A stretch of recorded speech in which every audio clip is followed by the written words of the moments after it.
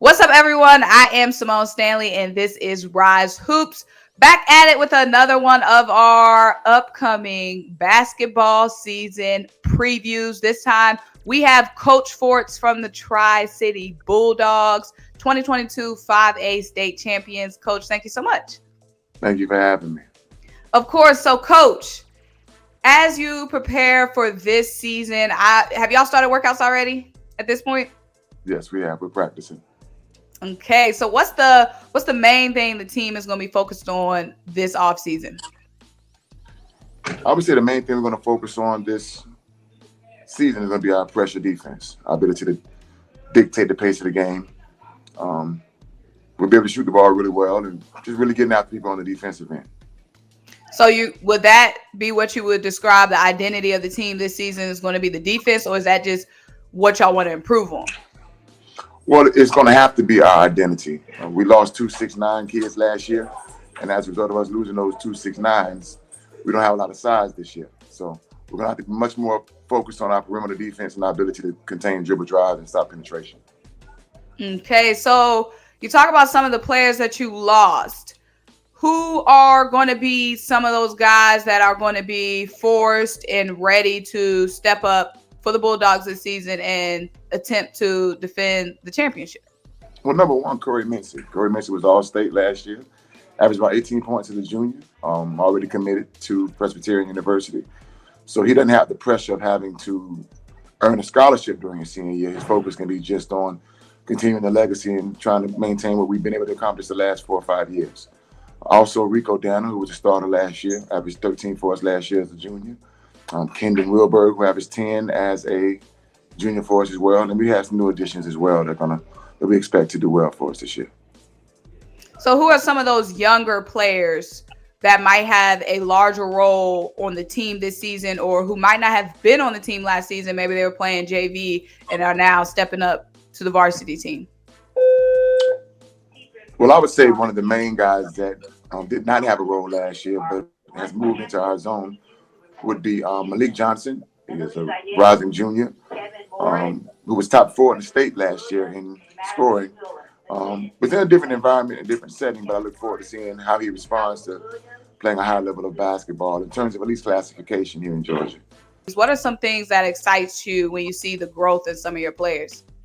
Well, one of the things that we pride ourselves on at Tri-Cities is GHSA only allows us to work in a limited capacity during the off season. However, we are able to work with the guys, and we've been working with the guys really since August in terms of speed and agility, strength, conditioning, skill work, of course, with lower numbers. But we try to maintain a certain level of organization that allows our entire staff. We got a very good staff of guys who are really focused and good with skill development. So we continue to be able to have guys who are progressing and growing a lot. Like I said, a lot of our guys have grown and gotten better since June. Kory has gotten a lot more physically strong. We have another guy, David Richardson, that's gotten a lot better since June. And some other guys as well that have really made some leaps in terms of just their overall skill level and understanding of our system and what we're trying to accomplish. So looking back at last year, you guys were able to go all the way.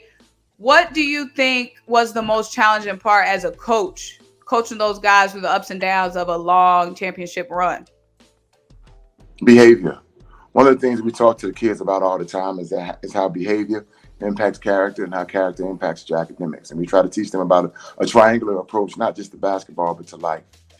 And every year is different. But last year and this year, we're trying to get young men to stay focused on those 3 things. South of I-20 and inside of 285 is a very unique challenge to Tri-Cities High School. So every year we hit the reset button and try to create habits that would not only allow them to be champions on the court, but also we talk about building champions. We're not necessarily talking about winning trophies as much as being productive young men, productive citizens, and people that the community can be proud of.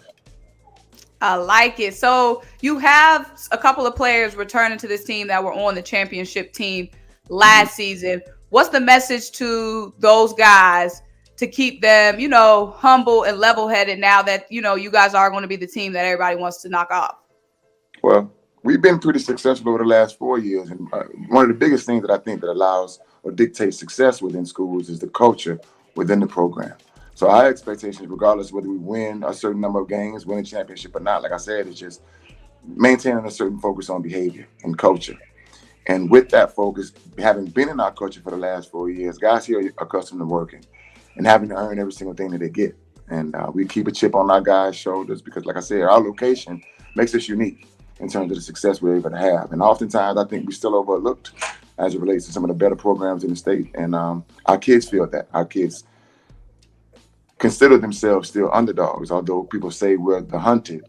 When people mention the best programs in Georgia, Tri-Cities is still not at that point, and that's our collective goal over time. So that is the focus still, and that's our motivation. I like it, Coach. So, lastly, let me ask you, can you give us a preview into you guys' schedule? What's some games that jump out to you, especially early on in your schedule?